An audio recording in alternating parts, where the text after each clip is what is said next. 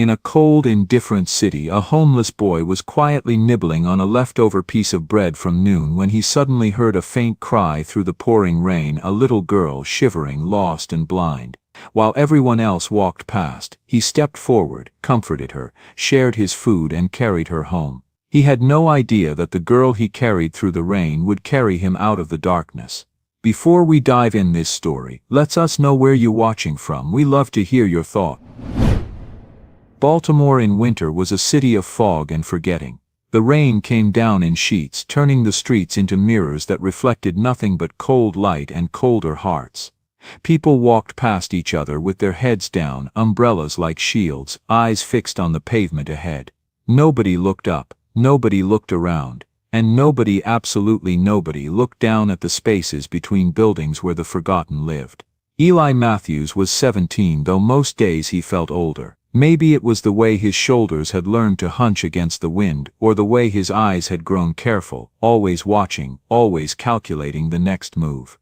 He'd been on the streets for 2 years now, ever since his mother died. Cancer, they'd said.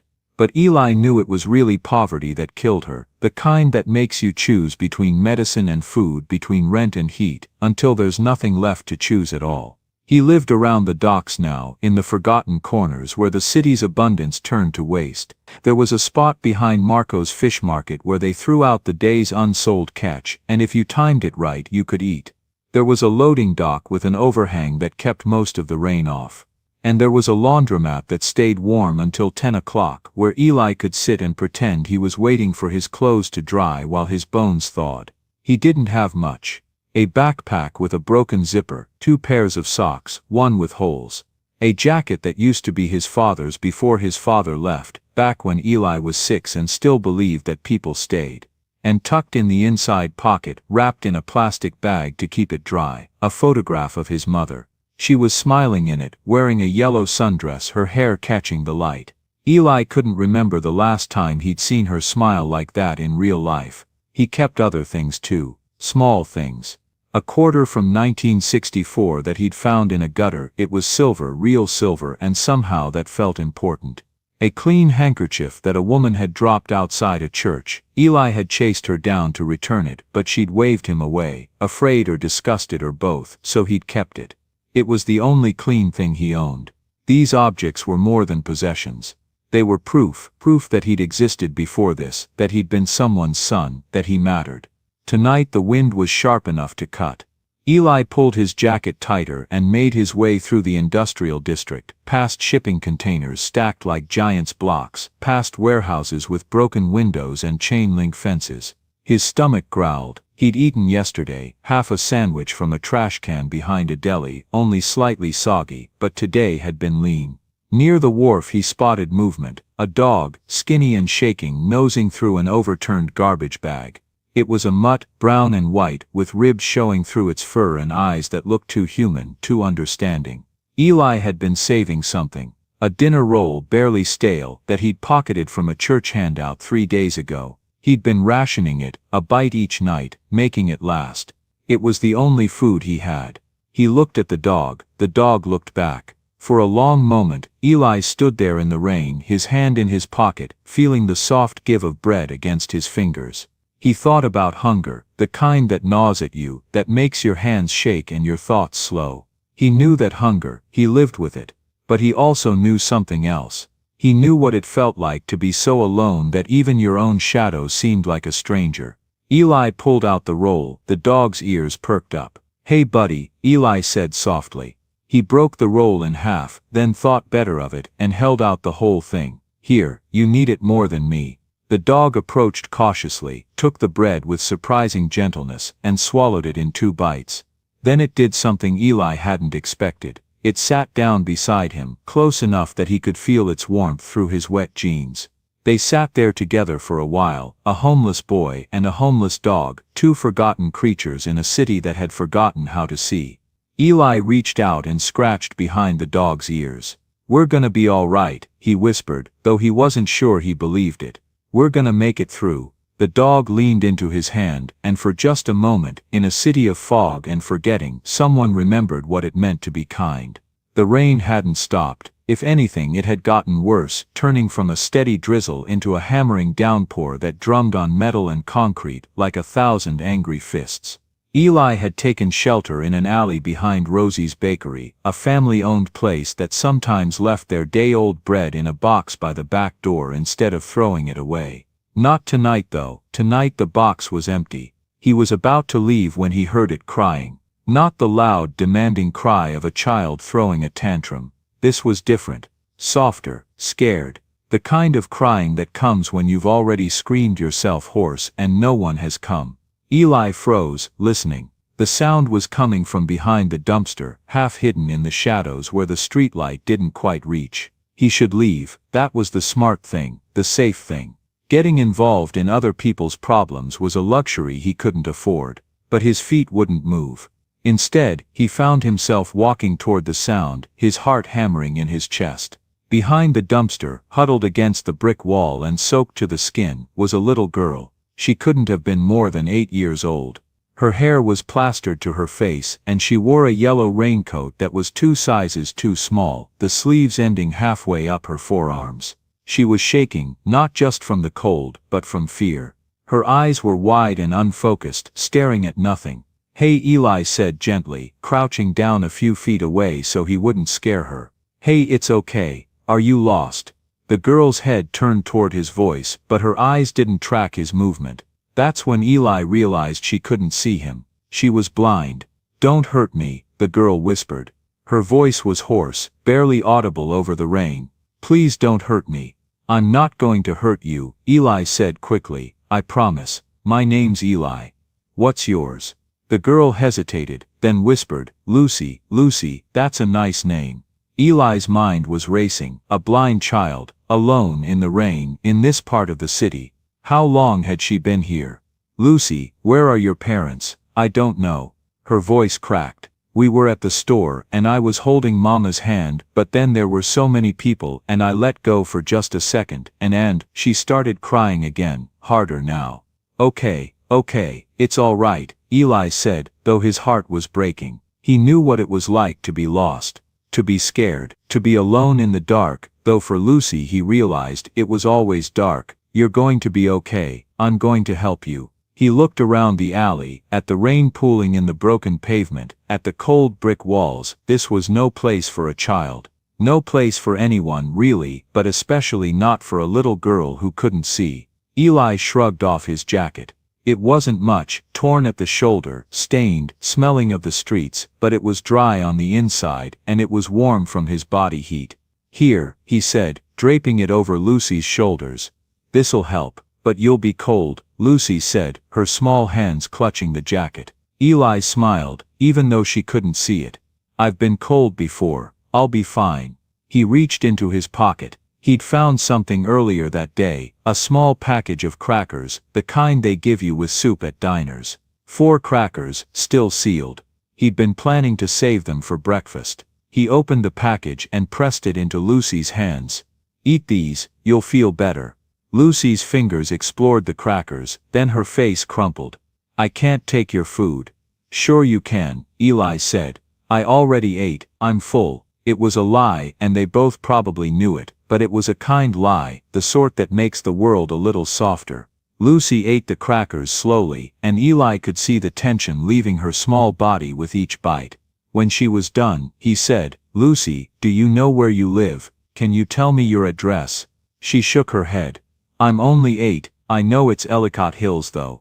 Mama always says that when people ask." Ellicott Hills.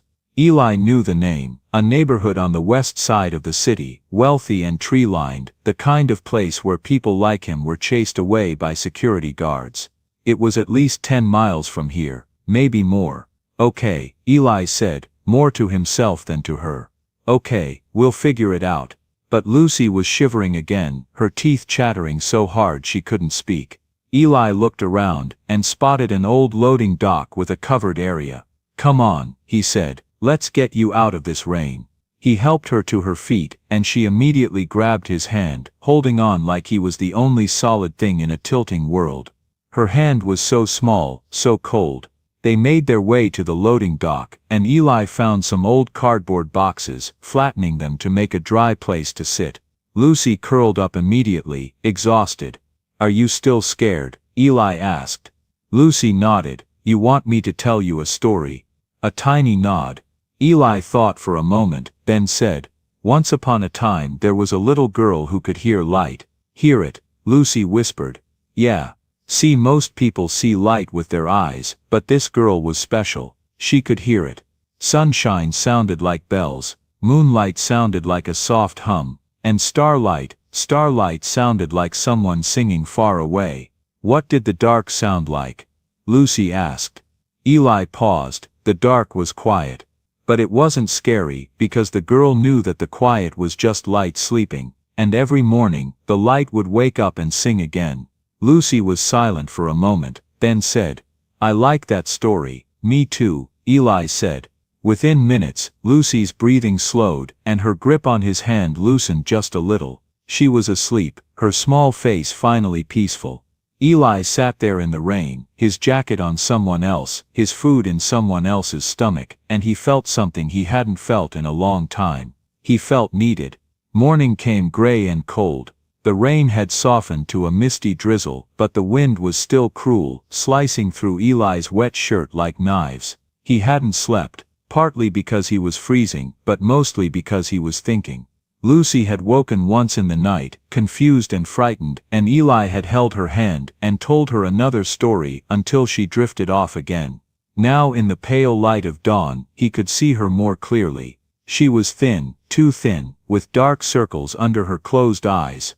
Her clothes were expensive, the kind parents bought at department stores, but they were dirty now, streaked with mud and rainwater. Someone was looking for her. Someone was terrified right now, imagining the worst. Eli had no phone, no money. He could try to flag down a police car, but the cops in this part of town didn't ask questions first. They'd see a homeless teenager with a little girl and jump to conclusions. He'd be in handcuffs before he could explain, and Lucy would be alone again with strangers while they sorted it all out. No, he had to take her home himself. He knew it was crazy, 10 miles, maybe more, in the rain, on foot, with no food and no shelter. His shoes had holes in them. His feet already ached, but when he looked at Lucy still sleeping, still trusting him, he knew there was no other choice. "Lucy," he said gently, touching her shoulder. "Hey Lucy, wake up." Her eyes fluttered open, unfocused, uncertain. "Eli." "Yeah, it's me. Listen, I'm going to take you home, okay? To Ellicott Hills." Lucy sat up, suddenly alert. "Really, you can do that?" "Yeah," Eli said, with more confidence than he felt. "But it's pretty far, so I'm going to carry you." "That okay?" "You don't have to, I want to," Eli said firmly. "Come on, climb on my back." Lucy hesitated, then wrapped her thin arms around his neck. Eli stood, adjusting her weight, feeling every one of his own ribs pressing against his skin. She was light, thankfully, but 10 miles was 10 miles. The city was waking slowly, though it didn't seem eager to. Rain shimmered on the asphalt, turning every street light into a trembling reflection. The morning air was cold enough to bite, the kind that made people pull their collars higher, walk faster, and look at nothing but the ground. And through that gray tide of strangers, a boy and a girl moved against the current. A thin boy with skin dark as wet earth, a torn jacket clinging to his shoulders, and a small blind girl on his back, her yellow raincoat dull and frayed, her small hands locked around his neck. People noticed them, but only for a moment. A businessman stepped aside, muttering something under his breath. A woman with a coffee cup slowed, frowned, then hurried off, afraid of the story those two faces might tell. A child pointed. "Mom, that boy's carrying someone." His mother tugged him away. "Don't stare, sweetheart." Eli kept walking, eyes fixed ahead. He was used to looks, the kind that cut without touching. Lucy couldn't see them, but she could feel them. The air thickened when they passed people, full of unspoken things. "They're watching us," she whispered. "Yeah," Eli said quietly. "Don't mind them, they sound afraid." Eli let out a breath that was half a laugh. "Maybe they are. The rain softened as they left the city center, the noise of traffic faded into the hum of wet leaves and wind. Lucy tilted her head, listening. She heard things Eli didn't, the dripping of water from branches, the distant clang of a streetcar, the rhythm of his heartbeat beneath her hands. "What's it like now?" she asked. Eli thought for a moment. "Different. Quieter. There's a smell. Grass, maybe.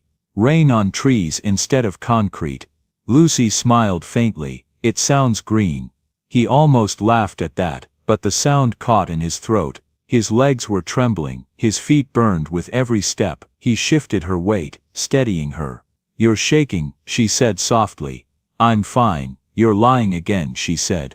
"Your voice feels tight, you don't have to pretend." He smiled without meaning to. "If I stop pretending, I might stop walking." Lucy rested her chin against his shoulder. "Then I'll help you keep pretending." They crossed through the city's changing face, old warehouses giving way to shops, shops to narrow lanes, lanes to quiet houses. The smell of damp metal faded, replaced by the scent of wet soil and early bread from unseen kitchens. A bus roared past, throwing up a sheet of dirty water. A group of teenagers under a cafe awning laughed and pointed. "Hey, look, it's raining heroes," one of them called. Eli didn't react.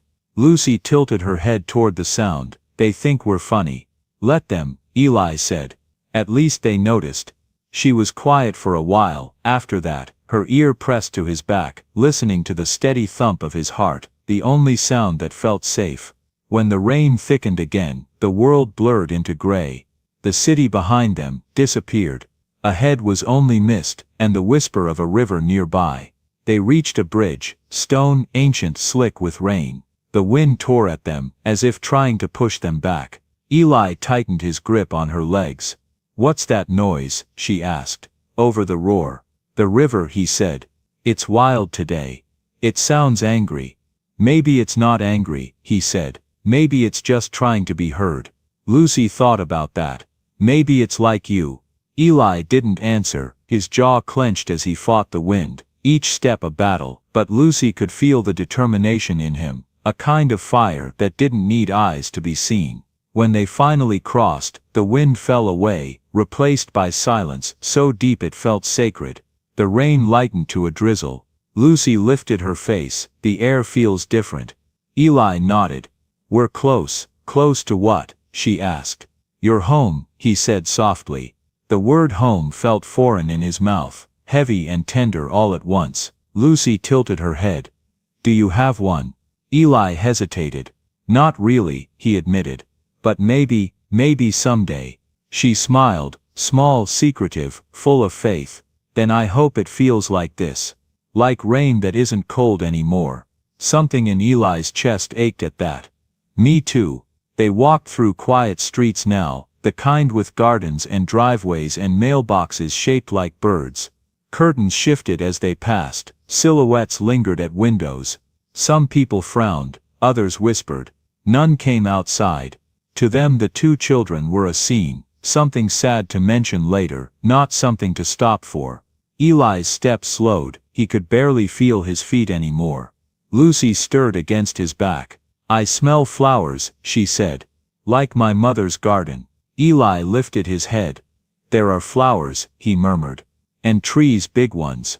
The kind that make the rain sound soft." He scanned the street until he saw it. A white house with green shutters, a red door, and in the garden, half hidden by leaves, a wooden sign. He stepped closer, reading the name carved into it. "Harper," Lucy gasped. "That's us. That's my home." Eli stood still for a long moment, the rain tracing lines down his cheeks like tears. Then he whispered, "We found it." As he carried her up the path, a curtain moved. A woman's face appeared behind the window, eyes wide, hand flying to her mouth. Neighbors peeked from porches. Someone murmured, "That's the missing girl," but Eli didn't see them. He just felt Lucy's breath against his neck and heard her whisper, small and trembling, "We made it, didn't we?" Eli's voice was barely more than air. "Yeah," he said. "We did."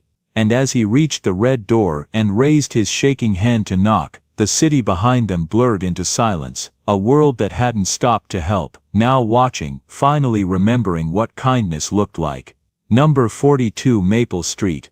A white house with green shutters and a red door, just like Lucy said. And in the window, a woman's face, hollowed out by fear and sleepless nights. The door burst open before Eli could even lower his hand from knocking.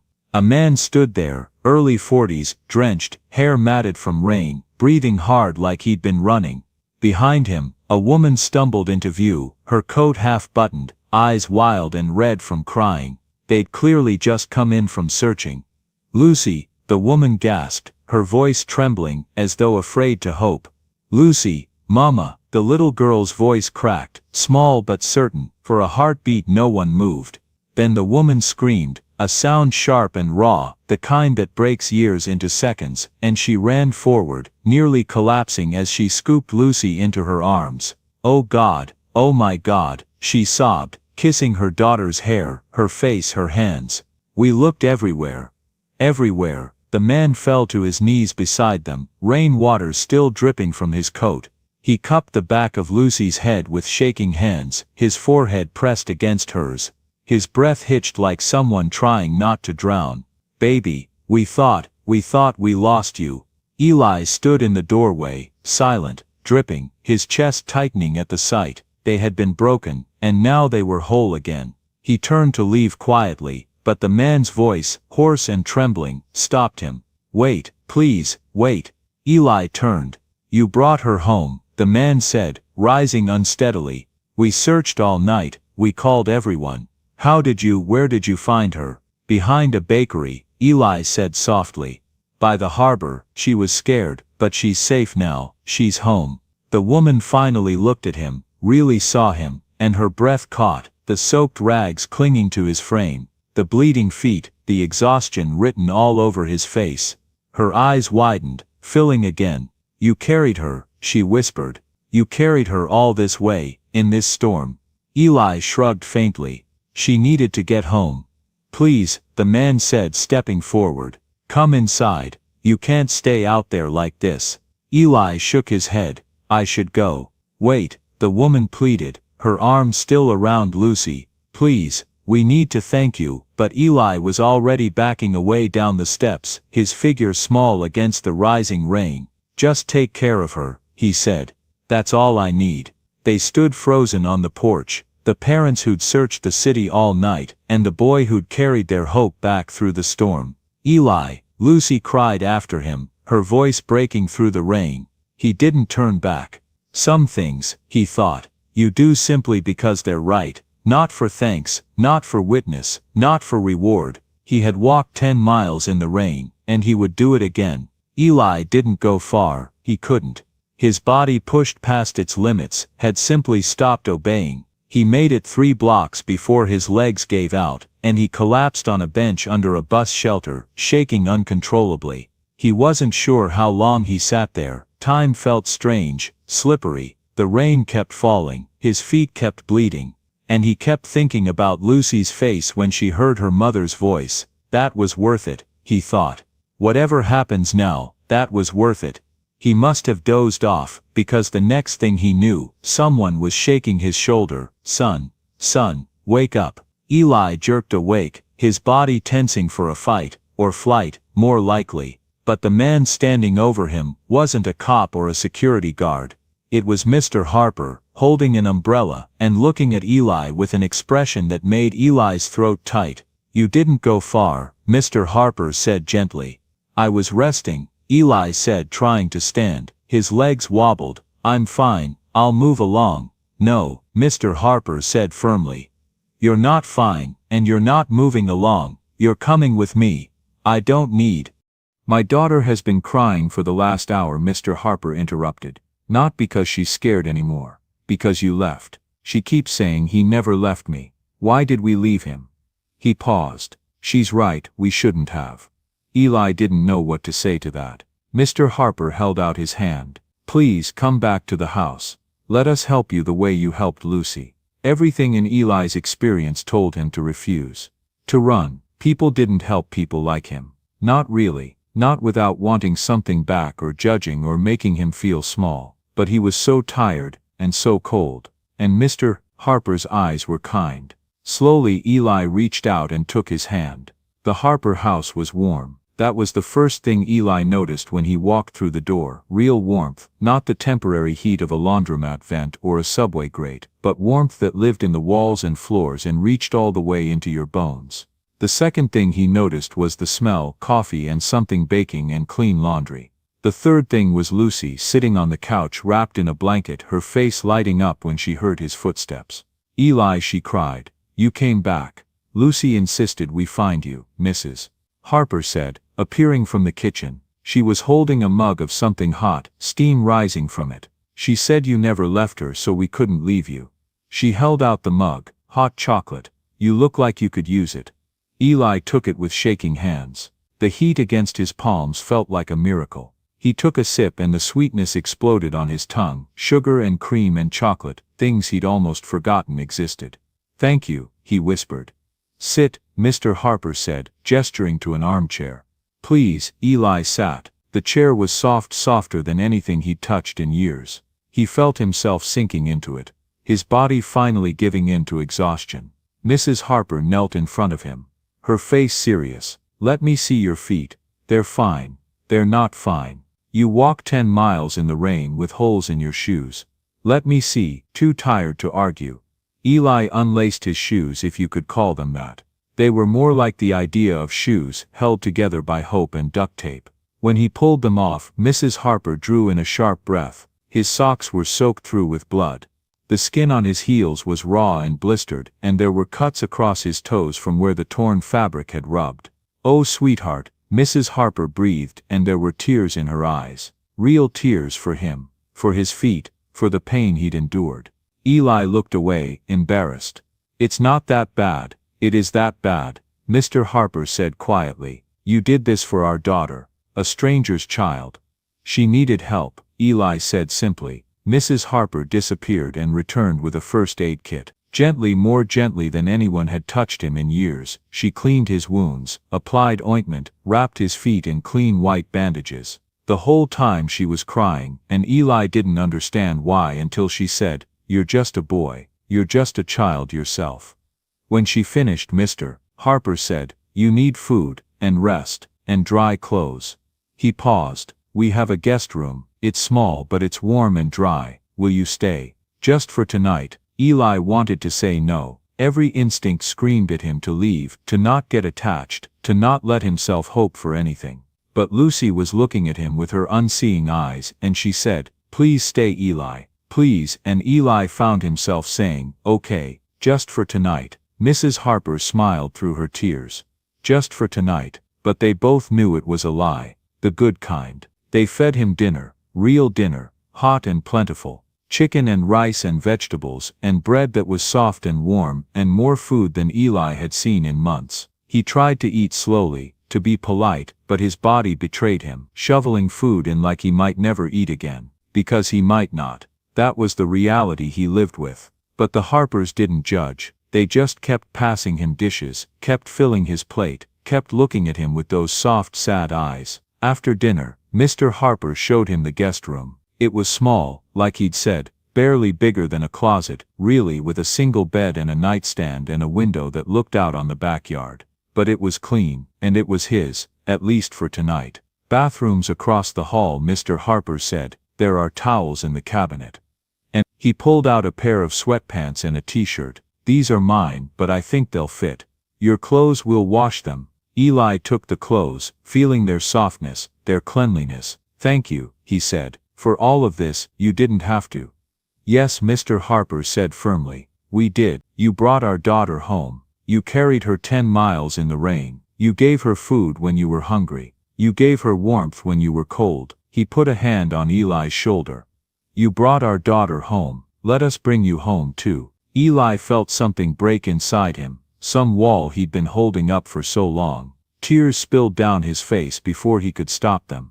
Mr. Harper pulled him into a hug, and Eli, who hadn't been hugged in 2 years, who'd forgotten what it felt like to be held, broke down completely, sobbing into this stranger's shoulder. letting out all the fear and pain and loneliness he'd been carrying. "It's okay," Mr. Harper murmured. "You're safe now, you're home." And for the first time in a very long time, Eli let himself believe it might be true. The days that followed were strange for Eli, strange because they were normal. He woke up in a bed, a real bed, with sheets and a pillow and a window that let in morning light. He showered in a bathroom that had hot water and soap that smelled like pine. He ate breakfast at a table with people who asked him how he slept and whether he wanted more orange juice. It felt like living in a dream, or a memory of someone else's life. "Just a few more days, Mrs. Harper would say each morning, until you're back on your feet," but the days stretched into a week, and no one mentioned him leaving. Eli tried to be useful. He washed dishes without being asked. He folded laundry. He fixed a squeaky hinge on the back door and cleared leaves from the gutters. He needed to earn his keep, needed to prove he wasn't just taking advantage of their kindness. Lucy followed him everywhere. She'd sit on the kitchen counter while he did dishes, chattering about school and her friends and the piano lessons she was taking. She'd ask him to describe things, what color the sky was, what the neighbor's dog looked like, how rain appeared when it fell. "It's like silver threads," Eli told her once, watching the rain outside, "all tangled up together, connecting the sky to the ground." "That's pretty," Lucy said. "Do you think sad things can be pretty?" "Yeah," Eli said. "I think they can." One evening Lucy asked him to listen to her practice piano. She was learning a piece by Chopin, something soft and melancholy that made Eli's chest ache. Her small fingers fumbled over the keys, missing notes, starting over, but she kept trying. When she finished, she turned toward him and said, "Did you like it?" "It was beautiful," Eli said honestly. "I made lots of mistakes. The mistakes were beautiful too." Lucy smiled at that, and it struck Eli how easy it was to make her happy. A kind word, a patient ear, and she glowed like sunlight. Was it always this simple, he wondered, to make someone feel loved? But despite the warmth, Eli felt like he was living on borrowed time. He didn't belong here, in this house with its family dinners and its laughter and its sense of permanence. He was temporary. He'd always been temporary. At night, alone in his room, the fear would creep in. What if they got tired of him? What if he did something wrong? What if they realized he wasn't worth the trouble? He'd lie awake, staring at the ceiling, planning his exit, where he'd go, how he'd disappear, without making them feel guilty. One night, he heard voices downstairs, Mrs. Harper, praying. Eli crept to the top of the stairs, careful to stay in the shadows. "And thank you, Lord," she was saying, her voice soft in the quiet house. "Thank you for sending him to Lucy. Thank you for bringing him to us. Whatever his path has been, whatever pain he's carried, let him know he's not alone anymore. Let him feel your love through us." Eli's eyes burned. He pressed his hand to his mouth to keep from making a sound. She was praying for him. This woman who barely knew him, who had every reason to send him away, was asking God to take care of him. He went back to his room, and cried into his pillow, careful to be quiet, careful not to be heard, because he didn't know what to do with this feeling. This terrifying, overwhelming feeling of being wanted. During the day, Mr. Harper worked from home sometimes, doing something with computers that Eli didn't fully understand. Once Eli found him in his office, and knocked hesitantly. "Come in," Mr. Harper said, looking up from his screen. "I just wanted to say," Eli shifted his weight, "I should probably start looking for, I can't stay forever." Mr. Harper studied him for a long moment. "Do you want to leave?" "No," Eli admitted, "but I don't want to be a burden, Eli." Mr. Harper leaned back in his chair. "Let me tell you something.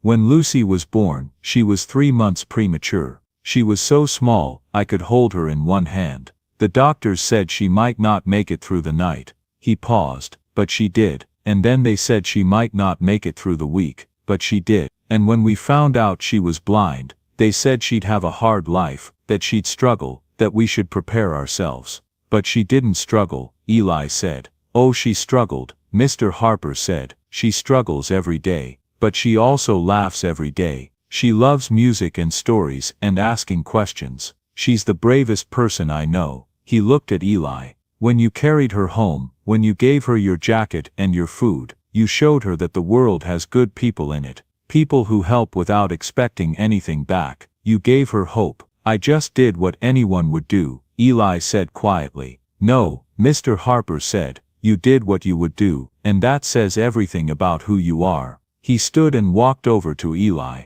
You're not a burden, you're a blessing, and if you'll let us, we'd like you to stay, not as a guest, as family. Eli couldn't speak. The words were there, somewhere, but they were trapped behind the lump in his throat. Mr. Harper put his hand on Eli's shoulder. Think about it. No pressure, but know that the offer stands. That night, Eli lay in bed and thought about what family meant. He'd lost his mother. His father had abandoned them. He'd been alone for so long that he'd forgotten what it felt like to be part of something.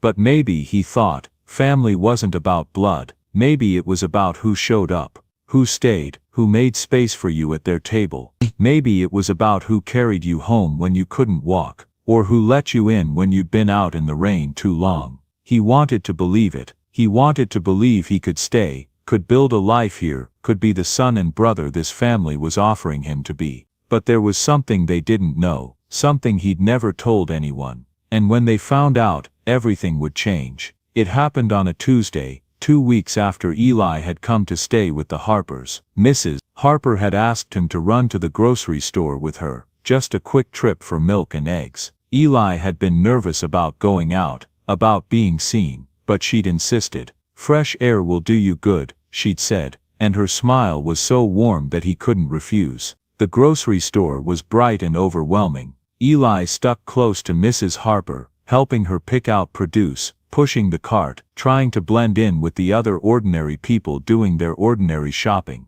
They were in the checkout line when Eli saw him, a police officer, standing near the entrance, talking to the store manager. Mid-40s, stocky build, with a face that Eli recognized immediately. Officer Brennan. Eli's heart stopped. He turned away quickly, pulled his hood up, stared at the ground. Eli, Mrs. Harper to continue. Eli, Mrs. Harper asked concerned. Are you all right? You look pale. I'm fine, Eli said, but his voice came out strangled. I need to use the bathroom. Of course. But Eli was already moving, weaving through the aisles, trying to get to the back of the store. He just needed to stay out of sight, until the officer left. That was all. He almost made it. Hey, the voice cut through the store chatter like a knife. Eli froze. Hey, you, kid in the gray hoodie. Slowly, Eli turned around. Officer Brennan was walking toward him, his hand resting on his belt, his eyes narrowed in recognition. I know you, Brennan said, stopping a few feet away. Matthews, right? Eli Matthews. Eli's mouth went dry. Yes sir, thought so. Brennan's jaw tightened. What are you doing in this neighborhood? Ellicott Hills is a little upscale for your usual territory, isn't it? I'm just shopping with. You're with someone. Brennan looked around skeptically. Who? Before Eli could answer, Mrs. Harper appeared, slightly out of breath. Eli, there you are. I was worried when you. She stopped seeing the officer. Is there a problem?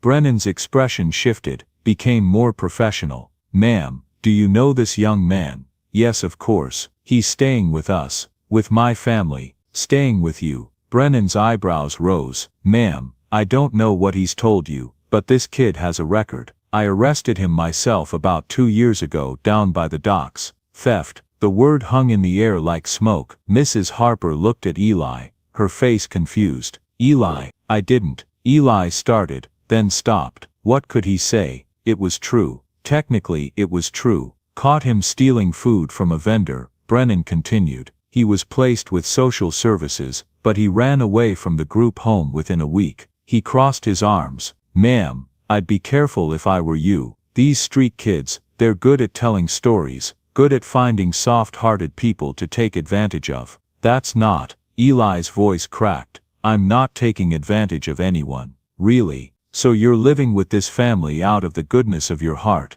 Brennan's tone was mocking. Or maybe you just found a nice house with nice things, and decided to stick around. Officer, I think there's been a misunderstanding, Mrs. Harper said, but her voice was uncertain now. Eli could hear it. The first seeds of doubt. No misunderstanding, ma'am, just facts. This kid is trouble, has been since his mother died, and left him on the streets. Brennan looked at Eli with something like pity, but it felt worse than contempt. Look son, I get it, you've had a hard life, but that doesn't give you the right to con good people. I'm not conning anyone. Eli's voice rose, desperate. I helped their daughter, she was lost, and I brought her home and sure you did. Brennan's disbelief was clear, and I bet they were so grateful they just invited you right in. Convenient. Other shoppers were stopping now, watching the scene. Eli could feel their eyes, their judgment, their assumptions. Street kid, thief,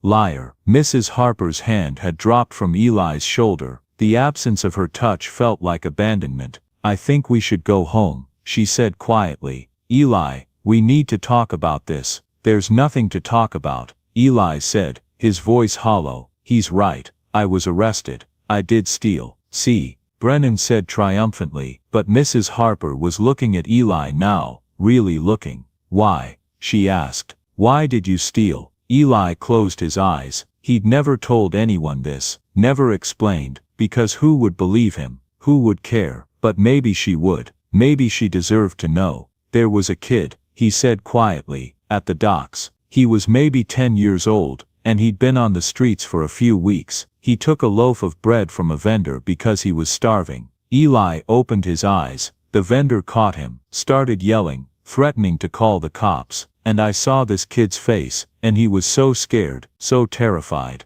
Because if they arrested him, they'd put him in the system, and the system eats kids like us alive. So you took the blame, Mrs. Harper whispered. I was bigger, older. I figured I had a better chance of handling it. Eli's voice was flat now, emotionless. So I told the vendor I stole it, told them the kid had nothing to do with it. Officer Brennan arrested me, and the kid ran off. Brennan's face had changed, uncertainty creeping in. That's not, you never said anything about another kid, would you have believed me? Eli asked bitterly. The silence stretched. I don't know if that's true, Brennan said finally. You could be making it up right now. I could be, Eli agreed, but I'm not. Mrs. Harper stood there, torn between the police officer's certainty and Eli's quiet confession. Eli could see her struggling, trying to reconcile what she knew of him with what she was being told, and he couldn't bear it. Couldn't bear watching her faith in him crumble. I should go, Eli said. I'll get my stuff and be out by tonight. Eli, wait, but he was already walking away past the staring shoppers, past the judgment in their eyes, out into the cold afternoon air. He'd been stupid to think he could stay, stupid to think the past wouldn't catch up to him. The streets had rules, and one of them was simple: good things don't last. By the time Mrs. Harper got home, Eli's backpack was packed. The same broken backpack he'd arrived with, now stuffed with his old clothes, washed and folded by Mrs. Harper's kind hands, but still marked by the streets. He'd left the sweatpants and t-shirt Mr. Harper had given him folded on the bed. They weren't his. Nothing here was his. He could hear voices downstairs, Mrs. Harper talking urgently to her husband, explaining what had happened. He heard his name, heard the word arrested, heard the confusion in their voices. He didn't wait to hear their decision. He couldn't bear to see them ask him to leave, so he did what he'd always done. He left first. He climbed out the window. The same window he'd looked through these past 2 weeks, watching the backyard, imagining what it would be like to belong here. He dropped down onto the grass, landing in a crouch, his bandaged feet screaming in protest. Then he walked away from the house with the red door, away from the family who'd taken him in, away from the first real home he'd had in 2 years. The rain started again, as he reached the end of the block. Of course it did. The universe had a sense of humor. He pulled his thin jacket, his real jacket, not the warm one Mr. Harper had offered him, tighter around his shoulders, and headed toward the city, toward the docks, toward the only life he'd ever been able to count on, the one where he was alone. Behind him he heard a door open, heard Lucy's voice calling his name. Eli, Eli, come back. He didn't turn around. If he turned around, he'd break. If he turned around, he'd see her face, and he wouldn't be able to leave. Some storms never end, he whispered to himself, and he kept walking. The docks were exactly as Eli had left them, cold, wet, and indifferent. He found his old spot behind Marco's fish market, the overhang still keeping most of the rain off. Someone else had been using it while he was gone. There were new cigarette butts and an empty vodka bottle, but they weren't here now. Eli slumped against the wall and pulled his knees to his chest. His feet hurt. His heart hurt worse. He'd lasted 2 weeks in a real home. 2 weeks of warmth and food, and people who seemed to care. That was something at least, more than he'd expected to get, but God, it hurt to lose it. He must have dozed off, because when he opened his eyes, it was dark, and someone was standing over him. Eli tensed, ready to run, but the figure held up his hands peacefully. "Easy, son, I'm not here to chase you off." It was an older man, maybe 60, with a kind face and a clerical collar, barely visible under his rain jacket. A minister of some kind. "There's a shelter 6 blocks from here," the man said. St. Michael said, "We've got hot food and dry beds. You're welcome to come." "I'm fine here," Eli said automatically. "You're not fine." The minister sat down next to him, not too close, respecting his space. "But I won't force you. I'm Pastor Ray. I come down here most nights, bring sandwiches, check on folks. What's your name?" Eli hesitated, then said, "Eli." "Eli, good name, strong name." Pastor Ray pulled out a thermos and 2 cups, coffee. Despite himself, Eli nodded. The pastor poured, and the steam rose into the cold air like prayer. They sat in silence for a while, drinking coffee, watching the rain. Finally Pastor Ray said, "You look like someone who's running from something, or to something. Haven't figured out which yet." "From," Eli said quietly. "Most folks running from something are really running from themselves." The pastor took a sip of coffee. "But you don't strike me as that type. You strike me as someone running from hope." Eli laughed bitterly. "Hope's just disappointment waiting to happen." "Sometimes," Pastor Ray agreed, "but sometimes it's the thing that saves you." He paused. What happened? And maybe it was because Eli was tired, or because the pastor's voice was kind, or because he'd been holding it in for so long, but he told him. About Lucy, about the 10 miles in the rain, about the Harpers taking him in, about Officer Brennan, about the arrest, about the misunderstanding that wasn't really a misunderstanding, because he had taken the blame, had let himself be marked as a thief to protect someone weaker. "So I left," Eli finished. "Before they could ask me to." Pastor Ray was quiet for a long time. Then he said, "You know what I think?" "What?" "I think you're punishing yourself for something that wasn't your fault. You made a sacrifice for someone else, and you've been carrying the weight of it ever since." He looked at Eli. "But you know what real strength is? It's not carrying burdens alone. It's letting other people help you carry them." "They don't want to help me," Eli said. "Not once they know the truth." "Did they say that?" "They didn't have to." "So you assumed." Pastor Ray nodded slowly. "You assumed they'd reject you, so you rejected yourself first, saved them the trouble." Eli didn't answer. "I knew a kid once," the pastor said. "About your age, he'd been hurt by every adult in his life. Parents, teachers, foster families, every single one had let him down. So when a good family came along, a family that genuinely wanted to help, you know what he did?" "Left," Eli said. "Left," Pastor Ray confirmed. "Ran away in the middle of the night, broke their hearts. And you know why? Because he was so sure they'd hurt him eventually, that he hurt them first. Protected himself by pushing away the one thing that could actually save him." "What happened to him?" Pastor Ray smiled sadly. "He lived on the streets for 10 more years, almost died half a dozen times. And then when he was 27, broken and desperate, he finally let someone help him. Me. I gave him a job at the church, a place to stay, and you know what he told me?" "What?" He said, "I wish I'd been brave enough to accept love the first time it was offered." The pastor stood, his knees creaking. "That kid was me, Eli, and I wasted a decade because I was afraid." Eli looked up at him, something cracking in his chest. "If you carried that little girl through the rain," Pastor Ray said gently, "you can carry your truth back home. Trust me, the people who love you are stronger than you think. Give them the chance to prove it."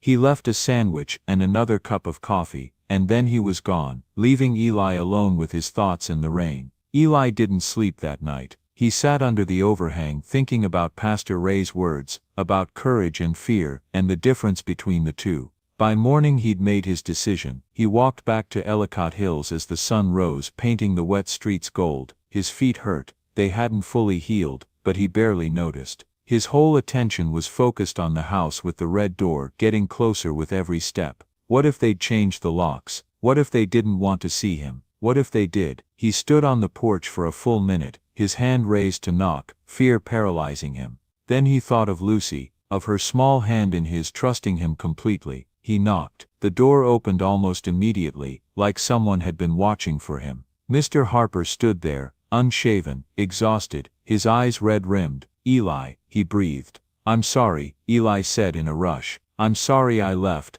I'm sorry I didn't explain. I'm sorry for—" "We know," Mr. Harper interrupted. "We looked into it. After you left we called the police station, talked to social services, tracked down the vendor who made the report. It took us all night, but we found the truth." His voice cracked. "You took the blame for another kid. You went to jail for someone else."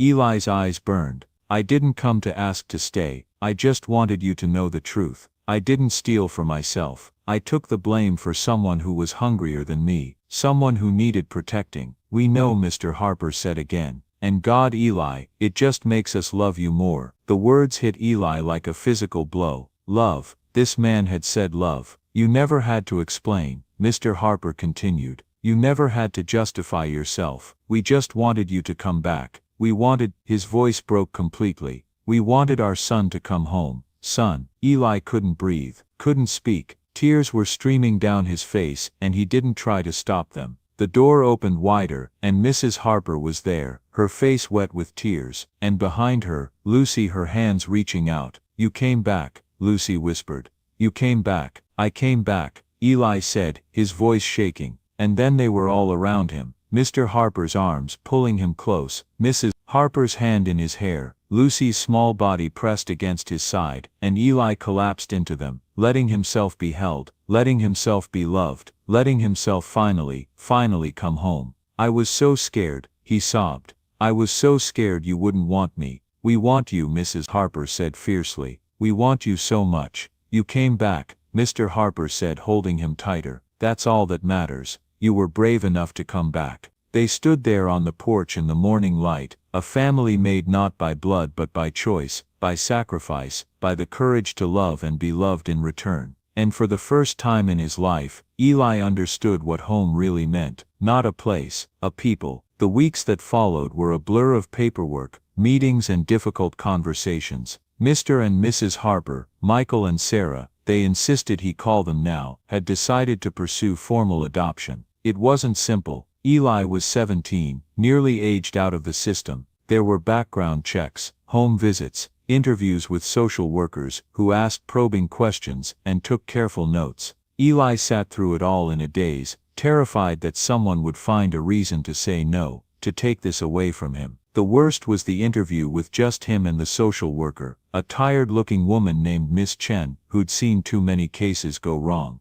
"Eli," she said, her pen poised over her notepad, "I need to ask you something honestly. Why do you want the Harpers to adopt you?" It felt like a trap. Eli shifted in his seat. "Because they're good people." "That's not what I asked. I asked why you want them to adopt you." Eli looked down at his hands. "I don't want to be anyone's burden." Miss Chen set down her pen. "That's not an answer either. Let me rephrase. Do you want to be part of this family? Not because you're grateful, not because you owe them, but because you want it." The question hit something deep in Eli's chest. He'd been so focused on whether he deserved this, whether he was worthy of it, that he hadn't let himself think about what he actually wanted. Did he want this? He thought about Saturday mornings at the kitchen table, Sarah making pancakes while Michael read the news aloud. He thought about Lucy's piano practice, the way she'd play the same piece over and over, until she got it right, and how she'd call him in to listen to her progress.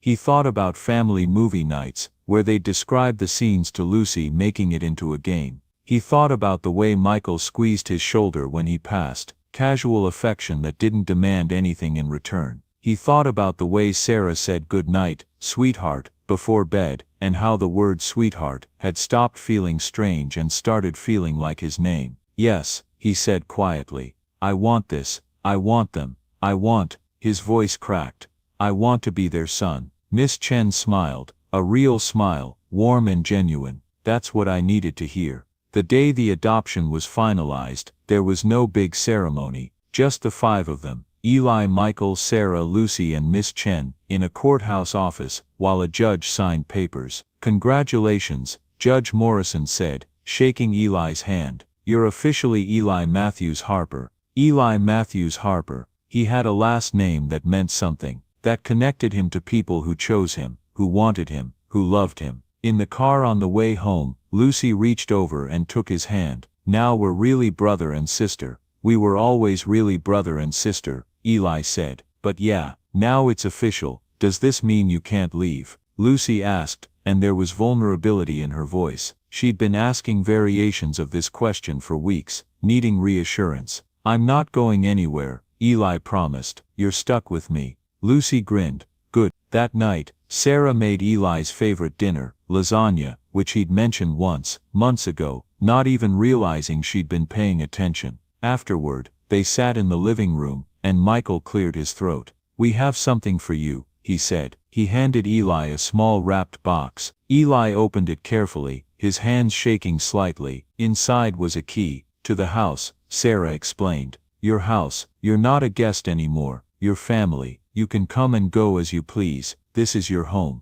Eli stared at the key, this small piece of brass that represented everything he'd ever wanted: security, belonging, home. "Thank you," he whispered, "for all of this, for taking a chance on me, for not giving up when things got hard." For Eli, Michael put his hand on Eli's shoulder. "You don't have to thank us, we're the ones who should be thanking you. You brought our daughter home. You showed us what real courage looks like. You taught Lucy, taught all of us, that kindness doesn't come from having much, it comes from having heart." He paused, his own eyes wet. "You're not our burden, Eli, you're our blessing." Lucy climbed into Eli's lap, something she still did even though she was getting too big for it. "You saved me," she said. "Now we saved you. Now we're even. Now we're family," Eli corrected softly. "That too," Lucy agreed, and snuggled closer. Sarah took a photo, the 4 of them on the couch, a tangle of arms and smiles and belonging. Later she'd frame it and put it in the hallway, right next to photos of Lucy's first day of school and their wedding day, and all the other moments that made up a life. And Eli would walk past it every day, and every day he'd stop and look at it, and think, "That's my family. I belong there." That night, lying in his bed in his room, in his house, Eli couldn't sleep, but for once it wasn't because of fear, or cold or hunger. It was because he was happy, truly completely happy. He thought about the boy he'd been 2 years ago, sleeping under bridges, stealing to survive, convinced that the world was cruel, and people were selfish. He thought about the day he met Lucy, cold and scared and alone. He thought about the 10 miles in the rain, every step agony, every step necessary. He thought about Michael's words, "You're our blessing." Maybe that's what redemption was, he thought, not erasing the past, but transforming it, taking all the pain and loss and hunger, and turning it into something beautiful, into compassion, into sacrifice, into love. He'd walked 10 miles in the rain, to bring Lucy home, and in doing so he'd found his own way home too. 4 years later, Eli stood in front of Hope House Youth Center, keys in his hand, looking up at the building that had become his life's work. He was 21 now, a college student studying social work, but 3 days a week he worked here, helping kids who reminded him of himself, homeless youth, foster kids aging out of the system, runaways with nowhere to go and no one to care. He understood them in ways the other counselors didn't. He knew what it felt like to be invisible, to be hungry, to be so tired of surviving that giving up seemed easier. And he knew something else. He knew what one act of kindness could do, how it could change everything. Inside the center was warm and busy. There was a girl at the piano. Lucy had donated her old one when she upgraded, playing something hesitant and hopeful. There were kids at the computers, doing homework with volunteer tutors. There was a group playing basketball in the gym, their laughter echoing off the walls. Eli, Marcus, one of the regulars, ran up to him. He was 14, living in his cousin's basement, trying to stay in school despite everything working against him. "Did you bring the thing?" "What thing?" Eli asked, teasing. "You know what thing." Eli laughed and pulled a paper bag from his backpack. Inside were sandwiches from Sarah's kitchen. She made them every week now, said it was the least she could do. Marcus grabbed one and took a huge bite. Your mom makes the best sandwiches. Your mom. Eli still wasn't used to hearing that, even after 4 years, but it made him smile every time. Hey Eli, a soft voice came from behind him. He turned to find a new kid, couldn't have been more than 13, hovering near the door. He was soaked from the rain, shivering, his clothes clearly inadequate for the weather. Eli recognized that look, that posture, that fear. Hey Eli said gently, walking over. I'm Eli, you looking for a place to get warm? The boy nodded, not meeting his eyes. You eat today? A shake of the head. Eli held out the bag of sandwiches. Take one, take two, there's plenty. The boy took one hesitantly, then devoured it so fast. Eli knew he'd been hungry for more than just today. What's your name? Eli asked. Jordan. Jordan, good name. Eli pulled off his own jacket, a nice one now, warm and waterproof, that Michael had bought him for his birthday, and held it out. Here, you'd need this more than me. Jordan stared at the jacket like it might be a trick. But you'll be cold.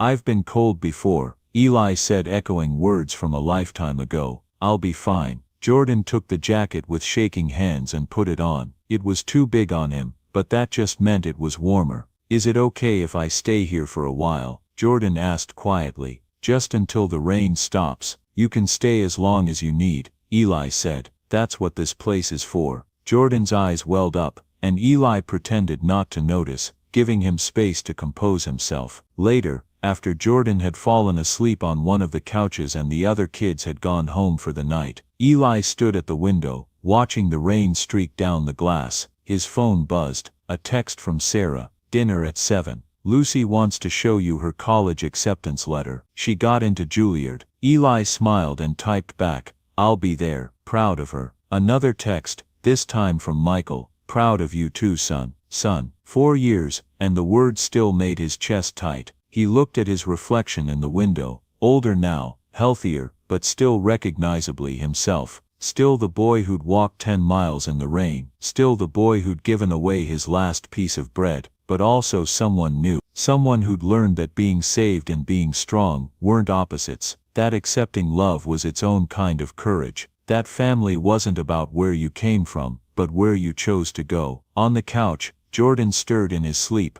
pulling Eli's jacket tighter around himself. And Eli thought about cycles, about how he'd been given kindness when he needed it most, and how the only way to honor that gift was to pass it on. Maybe that was the point of it all. Maybe we weren't meant to keep the grace we received. Maybe we were meant to be vessels, letting it flow through us, transforming us, and flowing out to touch others. He pulled out his wallet, and looked at the photo he always carried, the 4 of them on the couch, Sarah and Michael and Lucy and him, all tangled together. Home. Then he pulled out the other photo, the one of his mother in the yellow sundress, smiling at the camera. He hadn't looked at it in a while. The pain had softened over the years, becoming something gentler, not forgetting, but accepting. I'm okay, Mom, he whispered to the photo. I found my way home. Outside the rain began to let up, and through the clouds, the sun broke through, just a single beam of light cutting through the gray, illuminating the wet streets, making everything shine. Eli watched it, remembered Lucy asking him once what light looked like, and he finally understood the answer. Light looked like hope. Light looked like a hand reaching out in the darkness. Light looked like someone carrying you home when you couldn't walk. And Eli, who had been saved by one act of extraordinary kindness, who had been given a family when he thought he'd be alone forever, who had learned that love was the only thing that really mattered, made a promise to himself. He would spend the rest of his life being that light for others, 1 mile at a time, one act of kindness at a time, until the whole world learned what he'd learned in that long walk through the rain. That kindness wasn't a transaction,